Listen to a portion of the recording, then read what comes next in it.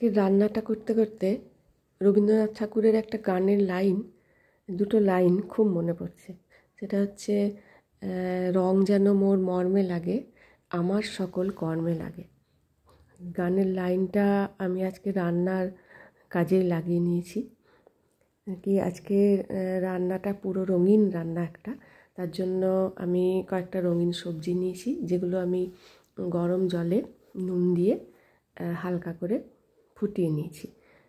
Broccoli, এখানে আছে broccoli, আর red bell paper আছে, আর নিয়েছি ক্যাপসিকাম, আর পনির আছে। পনিরটা আমি আলাদা করে গরম জলে একটু নুন চিনি দিয়ে ভিজিয়ে রেখেছি। আর এগুলো আমি জলের মধ্যে হালকা করে ফুটিয়ে নিয়েছি। ফুটিয়ে নেওয়ার পর আমি এগুলোকে একটু ঠান্ডা জল মানে একদম বরফ জমে গেছে এরম জলে আধ ঘন্টা আমি জলটা ফ্রিজে রেখেছিলাম। এই জলে ওই সবজিগুলো, ফোটানো সবজিগুলো কিছুক্ষণ ভিজতে দিয়েছি। বেশ ঠান্ডা, মানে ওপরে একটু বরফই জমে গেছে।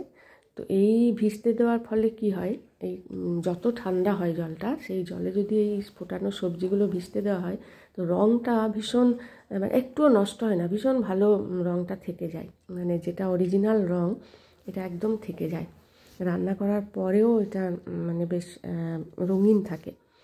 তো এই জন্য আমি এইভাবে সবসময় মানে কালারফুল করার জন্য এই প্রসেসটা আমি ফলো করি আর কি।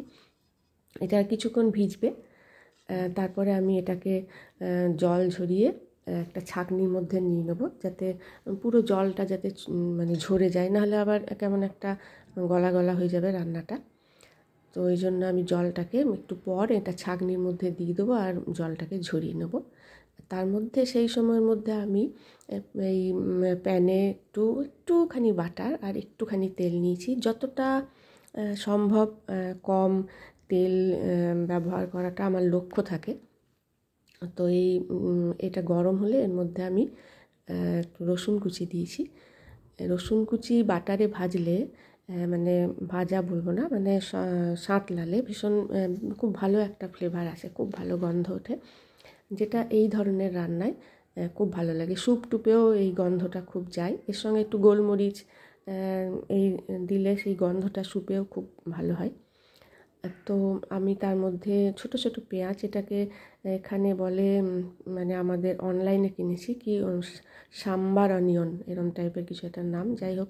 তো এই পেঁয়াজগুলো আমি, বড় পেঁয়াজ দিলেও হয়, আমার কাছে এটা ছিল, তাই আমি এই পেঁয়াজগুলো ওই মানানসইভাবে কেটে, ওর সঙ্গে মানাই এরমভাবে কেটে আমি এই সাঁতলাচ্ছি রসুনের সঙ্গে।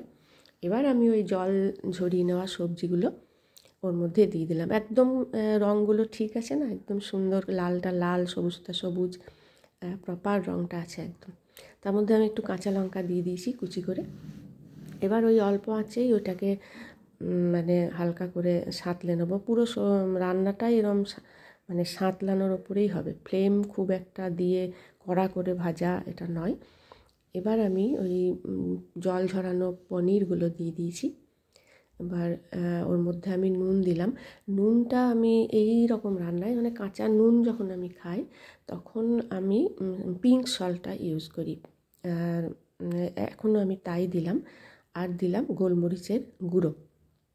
এবার এই সবটা মিলে ওই রকম সাঁতলে, মানে নাড়াচাড়া করে একটু সাঁতলে রান্না করতে হবে। ঢাকা দিলে কিন্তু কালারটা আবার নষ্ট হয়ে যাবে, তো আমি ঢাকা দিতে পারছি না। ওই কম আছে একটু একটু করে নাড়ানাড়ি করতে করতে রান্নাটা কমপ্লিট হবে। মোটামুটি যখন হয়ে এসছে, তখন আমি এর মধ্যে একটু সাদা ভিনিগার দিলাম, হোয়াইট ভিনিগার, যেটা দিলে কি হয়, খুব একটু মানে একটু গ্লেজ আছে এই সবজিগুলোর মধ্যে, রান্নার মধ্যে একটা চকচকে ভাব আসে। তো এই তো রান্না আমার রেডি। এবার খাওয়ার জন্য একটু বেড়ে নিলেই হবে, ব্যাস।